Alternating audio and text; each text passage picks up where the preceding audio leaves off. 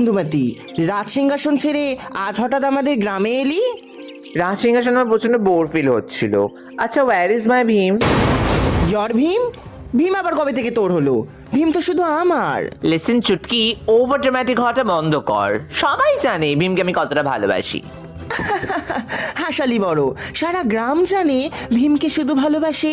চুটকি চুটকি চুটকি কাম অন, রিয়ালিটিতে ফির। সবাই জানে Bheem is a gold digger.